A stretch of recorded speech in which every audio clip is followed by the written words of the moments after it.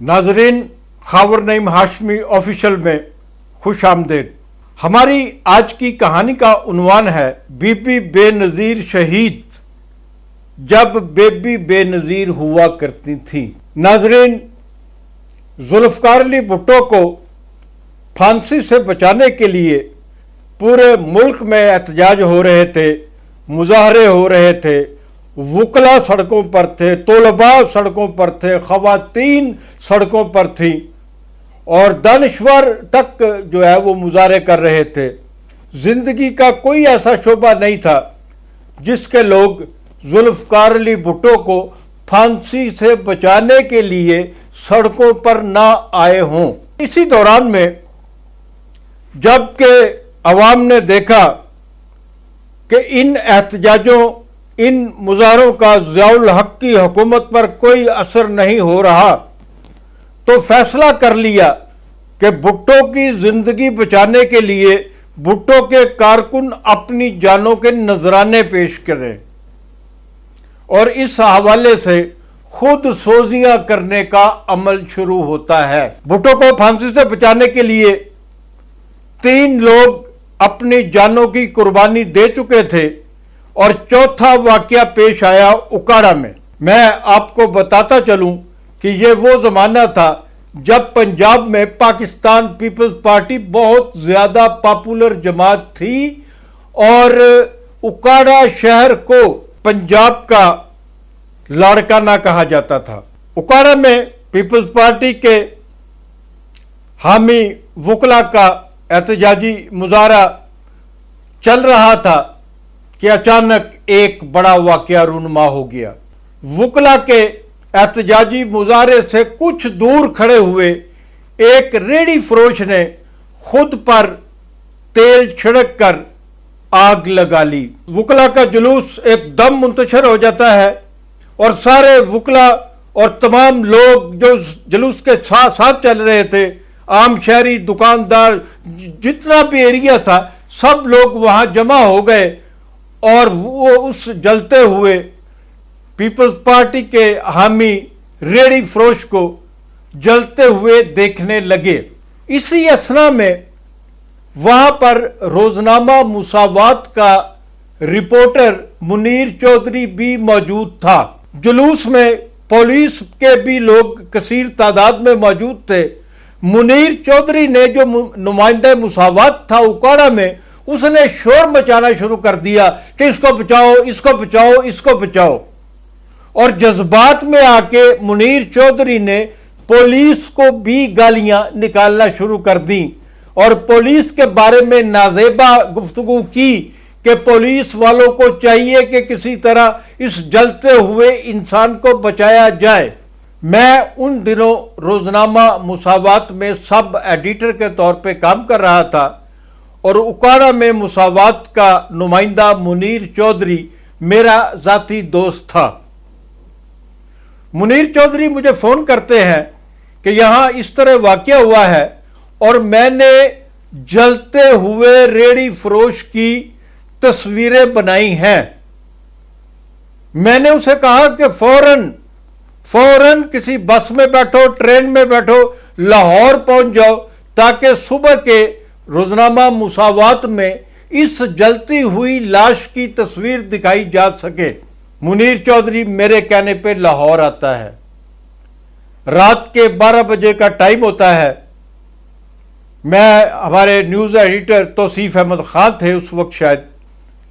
मैंने उन्हें कहा कि फ्रंट पेज पे अपर हाफ में ये जलते हुए रेडी फरोश की तस्वीर लगाई जाए और उसके ऊपर कैप्शन लिखा जाए कि भुट्टो को बचाने के लिए चौथी खुद सोजी।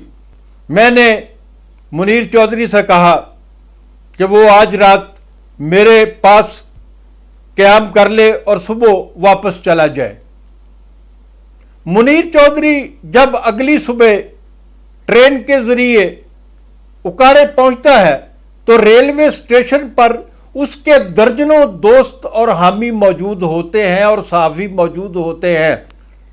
वो उसे मशवरा देते हैं कि तुम फौरन गायब हो जाओ, शहर में दाखिल नहीं होना, पुलिस ने तुम्हारे बीवी बच्चों को और तुम्हारे माँ बाप को गिरफ्तार कर लिया है, थाने में उन पर तशद्दुद हो रहा है और तुम्हारे बारे में पूछा जा रहा है। अगर तुम पुलिस के हत्थे चढ़ गए तो जान से मारे जाओगे। मुनीर चौधरी वापस लाहौर आता है।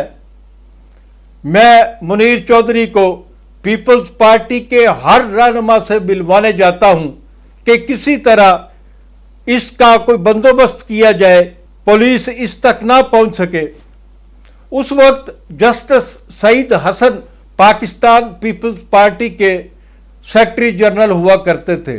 मैं उनके पास भी गया था। पीपल्स पार्टी के हर उस लीडर ने जिसके पास हम गए अपनी बेबसी का इजहार किया। बिलाखिर हम दोस्तों ने मुनीर को कहा कि वो किसी ना किसी तरीके से इस मुल्क से बाहर चला जाए, लेकिन मुनीर चौधरी के पास तो ना पासपोर्ट था ना किसी मुल्क का वीज़ा था। मुनीर चौधरी कराची चला जाता है और वहाँ से किसी ना किसी तौर, उस ज़माने में हालात इमिग्रेशन के ज़रा मुख्तलिफ होते थे, मुनीर चौधरी सऊदी अरब पहुंच जाता है। भुट्टो साहब को फांसी दे दी जाती है और वक्त आगे की तरफ रवाना होना शुरू हो जाता है। कुछ 7-8 माह के बाद उकाड़ा से पीपल्स पार्टी के एक अहम रहनुमा यासीन वट्टो ने मुझे फ़ोन किया। उन्होंने कहा कि मुनीर चौधरी को वापस पाकिस्तान बुलवा लो, अब हालात बेहतर हो रहे हैं और इस किस्म के मुकदमात की ज़मानतें होना शुरू हो गई हैं। मैंने मुनीर चौधरी को फ़ोन किया। मुनीर चौधरी चंद दिनों के बाद ही लाहौर में मेरे पास आ गया। उसके पास एक अटैची केस था। मैंने मुनीर से कहा कि तुम्हारी माँ बाप ने, तुम्हारी बीवी ने, तुम्हारे बच्चों ने तुम्हारे बाद बहुत सोबतें बर्दाश्त की हैं, वो बहुत बुरे हालात में हैं। तुम्हें मेरे पास लाहौर आने की बजाय सबसे पहले अपने घर जाना चाहिए था। उसने कहा कि मैं आपके पास इसलिए आया हूं कि मैं अपने घर जाने से पहले बेबी बेनज़ीर भुट्टो से मिलना चाहता हूं और ये मेरा अटल फैसला है। ये वो दौर था जब अच्छी मेमन बेनज़ीर भुट्टो के पर्सनल सेक्रेटरी हुआ करते थे और अच्छी मेमन से मेरी दोस्ती इसलिए थी कि अच्छी मेमन भी रोजनामा मुसावात में काम कर चुके थे। इसके अलावा डॉक्टर न्याजी जो एक पूरे पाकिस्तान में एक मशहूर डेंटिस्ट थे, उनकी साहबजादी यास्मीन भी बेनज़ीर भुट्टो की सेक्रेटरी हुआ करती थी। मैंने अच्छी मेमन को फ़ोन किया। उसने कहा कि आप आ जाएं, मैं आपकी बेबी बेनज़ीर से मुलाकात करवा दूंगा।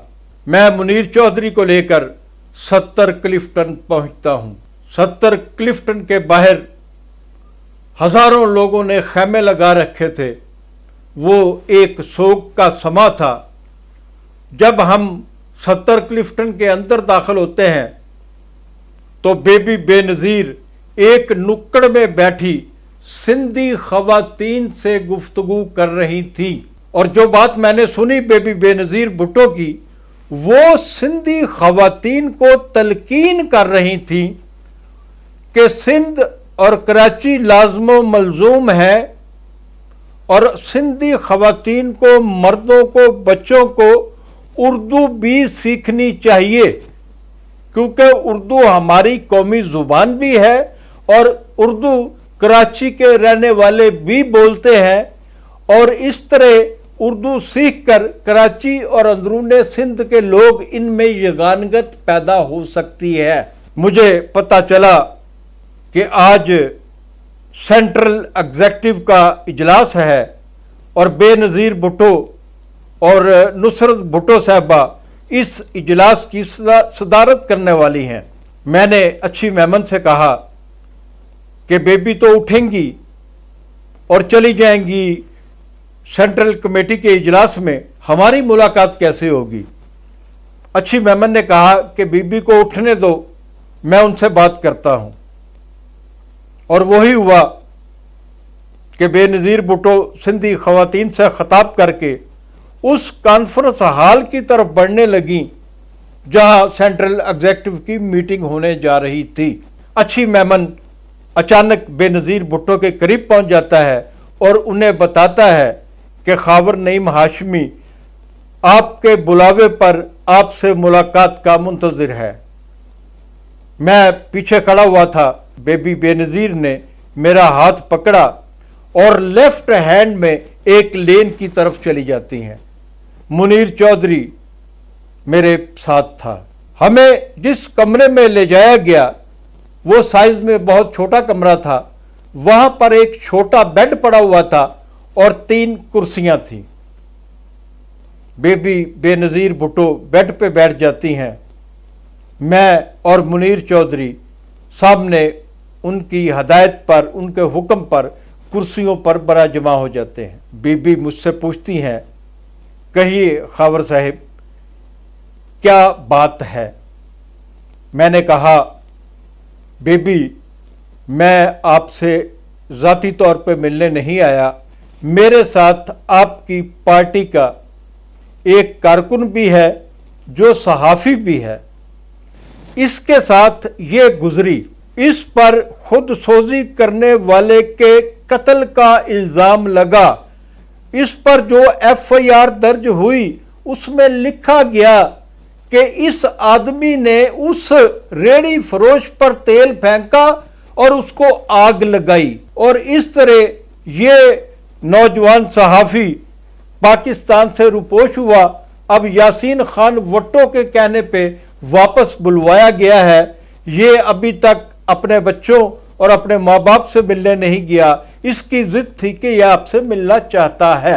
उसके बाद बेबी बेनज़ीर भुट्टो मुनीर चौधरी की तरफ देखती हैं और मुनीर चौधरी खड़ा होकर अपनी बिपता सुनाना शुरू कर देता है। मुनीर चौधरी ने जब अपनी बिपता बेबी बेनज़ीर भुट्टो को सुना दी और कुर्सी पर बैठ गया तो उसी लम्हे बेनज़ीर साहिबा अचानक खड़ी होती हैं और बड़ी रौनक से मुनीर चौधरी से सवाल करती हैं। बेबी बेनज़ीर का ये कहना था कि कितने पैसे चाहिए आपको। मेरे तन बदन में आग लग गई। मैं कुर्सी से उठा और कहा, बेबी क्या सत्तर क्लिफ्टन में कभी कोई गैरतमंद नहीं आया? इससे पहले कि बेनज़ीर साहिबा मेरे इस सवाल पर मुझसे बात करती, हमारी लड़ाई बढ़ती, फौरी तौर पर यास्मीन नियाज़ी, डॉक्टर नियाज़ी की बेटी, मेरे और बेनज़ीर के दरमियान आ जाती हैं। यास्मीन ने बेनज़ीर साहिबा को मुखातिब करते हुए कहा कि खावर साहब ने कोई गलत बात नहीं कही। बेबी बेनज़ीर भुट्टो वापस बेड पर बैठ जाती हैं और बड़ी बेबसी से कहती हैं, हमारे पास तो जो भी आ रहा है पैसे मांगने ही आ रहा है। इस हवाले से उन्होंने पार्टी के बेशुमार लीडरों के नाम भी गिनवाए और बताया कि जिन हलकों में पीपल्स पार्टी के कारकुन कुर्बानियां दे रहे हैं उन हलकों के वडेरे, जागीरदार और टिकट चाहने वाले वो अपने कुर्बानियां देने वाले कारकुनों को साथ लेकर हमारे पास आते हैं और मिलवाने के बाद कारकुनों से सवाल करते हैं कि बेबी आइंदा इंतखाबात हुए तो मैं पार्टी के टिकट का तलबगार हूँगा। बेबी बेनज़ीर भुट्टो ने बहुत सारे इंकशाफात किए और ये भी कहा कि मैं जानती हूँ जब हमारी पार्टी इलेक्शन में जाएगी, जब कभी भी इंतखाबात हुए तो हमारे साथ यही होगा, हम पर बहुत दबाव होगा कि हम कारकुनों को टिकट बांटने की बजाय उन वडेरों, जागीरदारों اور روایتی سیاستدانوں کو ٹکٹ دینے پہ مجبور ہوں گے۔ آپ سے درخواست ہے کہ خاور نعیم ہاشمی آفیشیل کو سبسکرائب کریں، لائک کریں اور اپنے دوستوں کو فارورڈ کریں۔